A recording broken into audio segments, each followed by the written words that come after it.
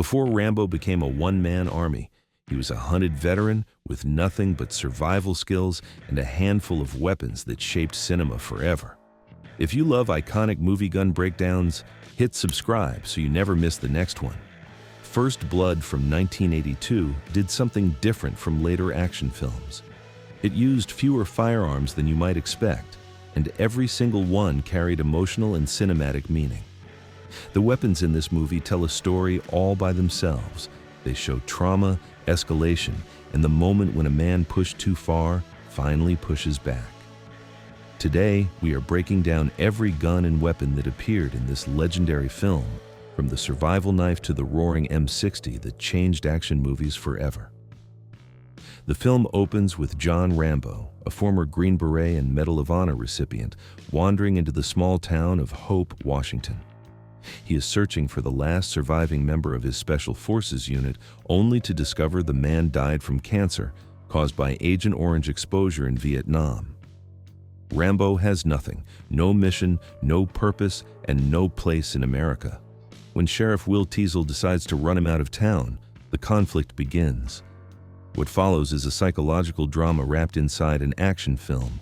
Rambo gets arrested, abused by deputies, and suffers flashbacks to his torture as a prisoner of war. He escapes into the wilderness, and the hunt is on. The weapons in this story reflect that escalation perfectly. We go from knives and revolvers to military rifles and machine guns. The armory of First Blood tracks the spiral from misunderstanding to all-out war. This breakdown follows the order in which these weapons become important to the film's story, starting with the most personal item Rambo carries. The survival knife is the first weapon we need to discuss. While it is technically a blade and not a firearm, no honest breakdown of First Blood can skip it. This knife defines Rambo more than any gun in the franchise. Jimmy Lyle, a legendary knife maker from Arkansas, designed it specifically for the film at Sylvester Stallone's request. The blade measures between 9 and 14 inches depending on the version, made from high-carbon steel with saw teeth along the spine for cutting through obstacles. The handle is hollow and contains survival gear including a compass, waterproof matches, and a suture kit for stitching wounds. Rambo uses this knife throughout the film for everything from escaping the police station to building traps in the forest to treating his own injuries after a cliff fall. When Rambo threatens Deputy Galt in the woods, saying he could have killed everyone but chose not to, the knife is his proof. He has lethal capability without firing a single shot. Lyle made 13 original knives for the production, and after the film released, survival knives became a cultural phenomenon. This blade started an entire market that continues today. The law enforcement side of the conflict begins with revolvers. Sheriff Will Teasel carries a Smith & Wesson Model 66, a stainless steel revolver chambered in .357 Magnum. This gun entered production in 1970 as a variant of the famous Model 19 Combat Magnum, designed specifically for police officers who needed a rust-resistant sidearm. The stainless finish makes sense for the rainy Pacific Northwest setting where the film takes place. Teasel keeps this revolver holstered through most of the movie, drawing it during the manhunt and the rooftop confrontation near the end. For a small-town sheriff in the early 1980s, this was exactly the kind of weapon you would expect. Nothing fancy, just reliable stopping power. The state troopers who arrived later carry Smith & Wesson Model 10 revolvers chambered in .38 Special.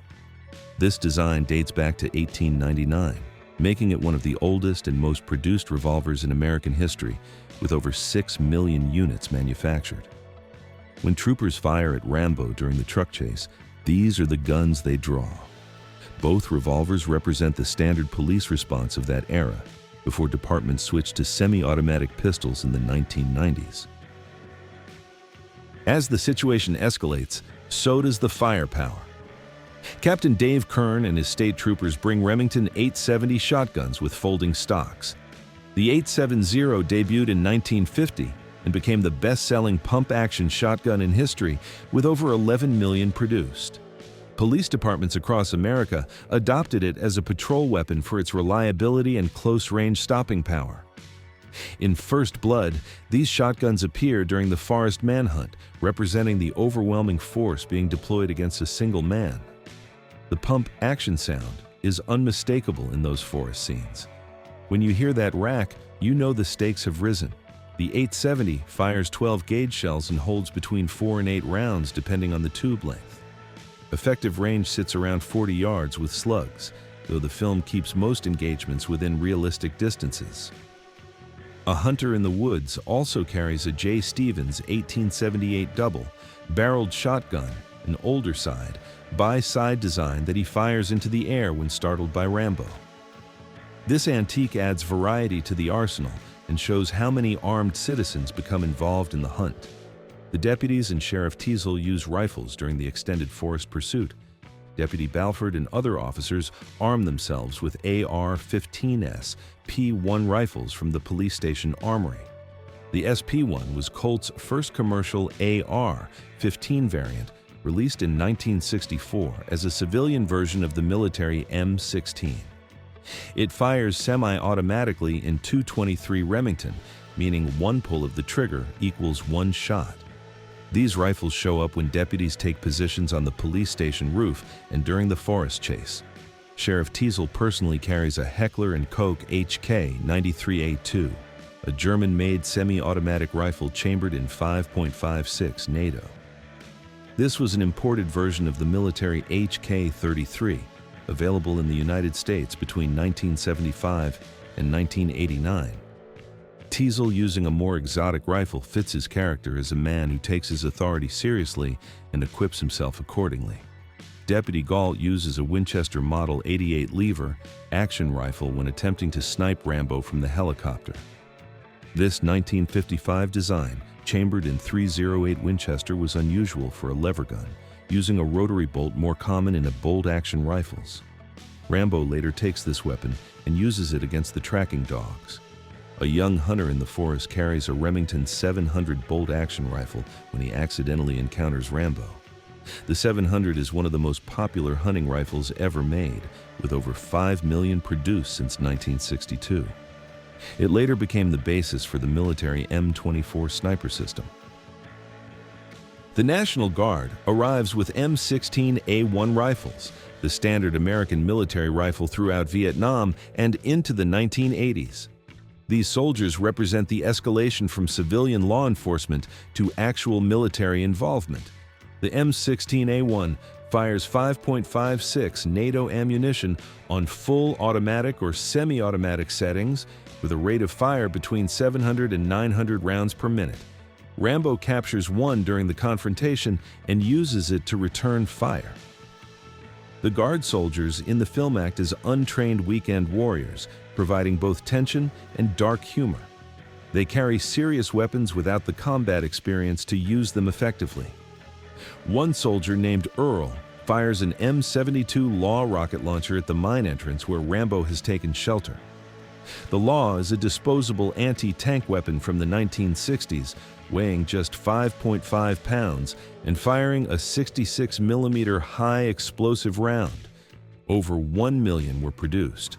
Earl's shot seals the mine entrance, but of course, Rambo survives. The M60 machine gun is the weapon that built the myth.